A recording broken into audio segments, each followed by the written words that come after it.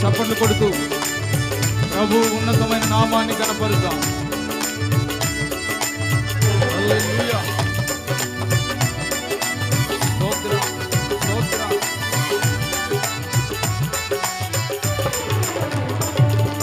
రాజుల రాజు ప్రభువుల ప్రభు అని నిన్ను భజించుటకు, దేవాది దేవుడు సృష్టికర్త అని నిన్ను పూజించుటకు,